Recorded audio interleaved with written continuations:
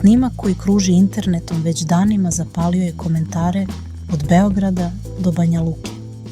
Na njemu je žena koja peva pred punom salom. Plave kovrđave lokne, mlado lice, osmeh koji puca od energije i publika koja ne može da prestane da urla. Jedni kažu da je to neka sasvim druga osoba. Drugi tvrde da znaju ko je na snimku, ali ni sami ne mogu da veruju šta vide. Taj snimak je iz 1992. godine i ta žena je Zorica Brunslik.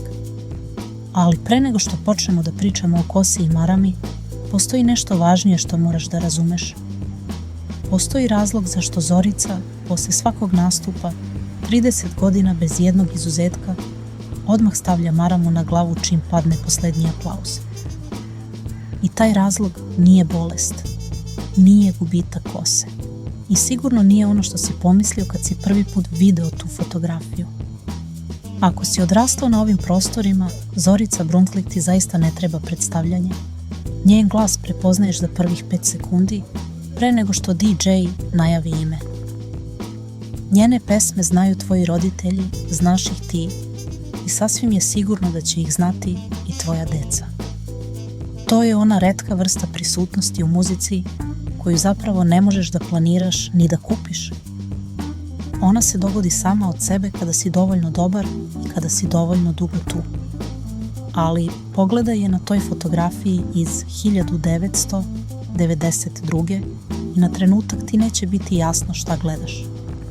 Mlada žena, plava, razvijena kovrđava kosa, nešto između folk princeze i pop zvezde. Lice koje je već tada imalo onu vrstu energije koju kamere bezuslovno obožavaju i niko, gledajući je tada, ne bi mogao da predvidi ono što dolazi godinu dana kasnije. Jer 1993. Zorica se ofarbala u crveno i nije prošlo tiho. Tabloidi su pisali, kolege su imale mišljenje, publika je komentarisala. To se tada jednostavno nije radilo. Nije bila norma da pevačica dolazi na veliku binu sa kosom u boji koje nema u prirodnom spektru kose. Bio je to gest koji je govorio: ja ću izgledati onako kako ja odlučim, a ne onako kako vi očekujete. Ali Zorica je ostala pri svome. Crvena je bila samo prva stanica na putu ka onome što danas svi znaju kao njen zaštitni znak. Sledeća boja koja je došla promenila je njen vizuelni identitet zauvek i postala toliko vezana za njeno ime da je danas teško zamisliti jednu bez druge. Ciklama boja, ta posebna ljubičasta nijansa, postala je Zorica Brunslik pre nego što je Zorica Brunslik otvorila usta. Ali iza te boje krije se jedna stvar koja objašnjava i kosu, i maramu i ceo ritual koji bez promene traje punih 30 godina. Ako si ikad gledao Zoricu posle nastupa, živim ili na snimku, sigurno si primetio jednu stvar koja se apsolutno nikada ne menja. Čim padne poslednji aplauz, pre nego što se ugase reflektori i pre nego što publika počne da se razilazi, Zorica stavlja maramu. Odmah. Bez čekanja i bez razgovora. I to ne jednom ili dva put kad je bila prehlađena. To radi posle svakog nastupa, na svakom koncertu, u svakoj sezoni, 30 punih godina. Fanovi su godinama nagađali šta se krije ispod. Teorije su se širile po forumima i Facebook grupama. Mnogi su odmah pomislili na zdravstvene probleme. Neki su pričali o gubitku kose i alopeciji. Drugi su imali još dramatičnije pretpostavke koje su kružile kao pouzdana informacija, iako niko nije imao pojma o čemu govori. Ko bi rekao da je istina bila toliko jednostavna? Boja koju Zorica nosi nije klasična farba za kosu. To je preliv. I ta jedna razlika menja sve.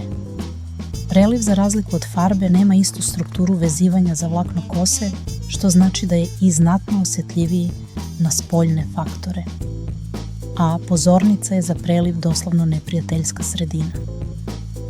Jaki beli reflektori, ona vrsta svetla koja čini da sve na bini izgleda dramatično i sjajno, bukvalno skidaju boju s kose tokom nastupa. Toplota lampi, intenzitet svetla, znojenje pod reflektorima i sat, i po do 2 sata na bini dovode do toga da kosa polako počinje da se vraća u boju ispod preliva. A ta boja je plava. A Zorica to ne može da si dozvoli. Njen vizualni identitet počiva na toj ciklama nijansi. 30 godina je ta boja njen zaštitni znak, njena prva vizitka pre nego što progovori ili zapeva. Zamisliti Zoricu bez te boje jednako je teško, kao zamisliti je bez glasa. Pa tako, čim padne posljednji aplauz, marama ide na glavu. Odmah, bez čekanja i bez odlaganja. Ali tu priča ne staje. Nanošenje preliva, koje Zorica jednostavno zove farbanjem, traje tačno 6 sati. 6 sati svake nekoliko nedelja, bez greške već 30 godina. To je ona izjavila za Telegraf, bez žaljenja, bez drame i bez ikakve potrebe da od toga pravi spektakl. Rekla je to onako usput, kao što bi rekla koliko dugo vozi do sledećeg nastupa, jer za nju to jeste najnormalnija stvar na svetu. I to je možda najvažnija stvar u celoj ovoj priči. Jer 6 sati farbanja svakih nekoliko nedelja, 30 godina, nije ritual koji neko trpi. To je ritual koji neko bira svaki put iznova, jer zna tačno šta znači i zašto to radi. Ali priča o kosi i marami nije jedina stvar koja kruži internetom poslednjih meseci. Jer Zorica Brunklik nije bila u centru pažnje publike samo zbog starih snimaka i teorija o boji kose. Bila je u bolnici, ozbiljno bolesna. I ta vest nije došla od nje, nije došla od njenog menadžmenta, nije bila najavljena. Proširila se tiho kroz estradu, od čoveka do čoveka, dok nije stigla do publike koja je počela da traži informacije koje niko nije davao. Nije bilo pres konferencije niti objave na društvenim mrežama. Samo informacija koja se polako, ali neizbežno, proširila kroz srpsku estradu i stigla do publike pre nego što je bilo ko stigao da je zvanično potvrdi ili demantuje. Zorica je bila bolesna. I to ozbiljno. Radiša Urošević, jedan od njenih dugogodišnjih kolega na estradi, progovorio je prvi javno. Rekao je kratko, bez detalja, da ide na bolje. I niko koji je tu izjavu čuo nije ostao miran. Jer kad neko kaže da ide na bolje, to znači da je neko vreme išlo loše. Niko ne koristi tu formulaciju kad je sve u redu. Radiša je rekao minimum, ali taj minimum je rekao sve.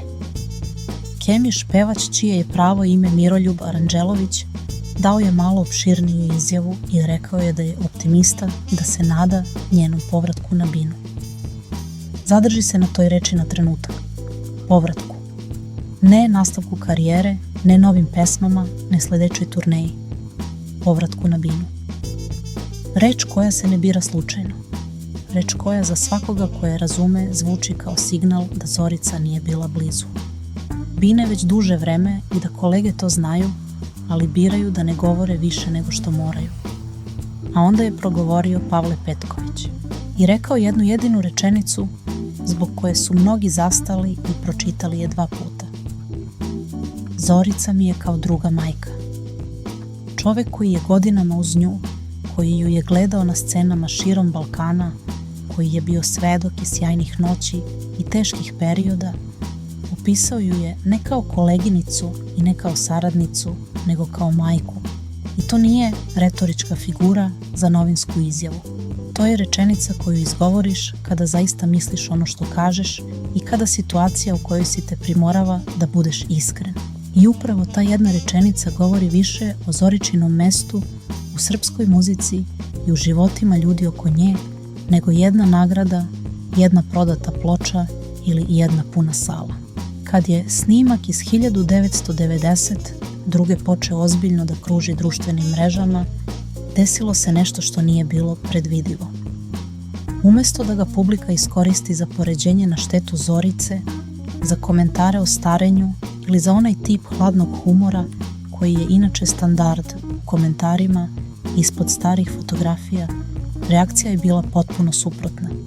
Komentari su bili topli, nostalgični, puni podrške. I to govori nešto važno. jer taj snimak nije snimak nekoga koji je izgubio relevantnost i sad izgleda drugačije od onoga čime je htio da bude. To je snimak žene koja je pre 30 godina bila na samom početku jednog dugog puta i koja je taj put prošla do kraja tačno onako kako je zamislila da će ga proći.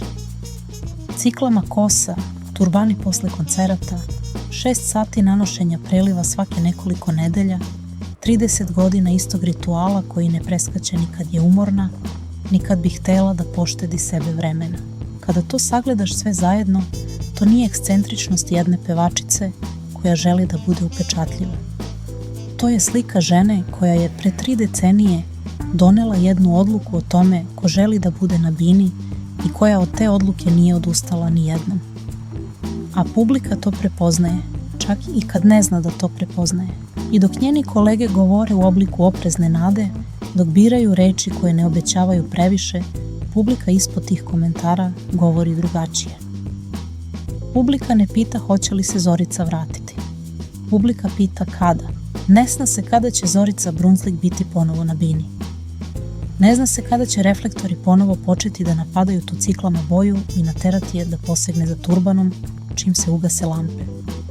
Ali jedno se zna. Kada se vrati, sala će biti puna. I bit će glasno. Dakle, šta se zapravo desilo sa kosom Zorice Brunslik? Ništa dramatično. Ništa što bi opravdalo teorije koje su godinama kružile po forumima i grupama. Iza marame nije bila bolest ni skandal. Iza marame je bio preliv koji ne podnosi pozornička svetla, 6 sati rituala koji se ponavlja svakih nekoliko nedelja bez prestanka 30 godina. I žena koja je davno odlučila ko želi da bude na bini i koja od te odluke nikada nije odstupila. A šta je s njenim zdravljem? Kolege kažu da ide na bolje. Pavle Petković kaže da mu je kao majka. Kemiš kaže da je optimista. I publika koja je punila sale decenijama ne pita hoće li se vratiti. Publika čeka i pita kada. Ako hoćeš da budeš prvi koji saznaje kada se Zorica Brunslik vrati na binu, pretplati se na kanal. Taj dan dolazi i mi ćemo ga pokriti.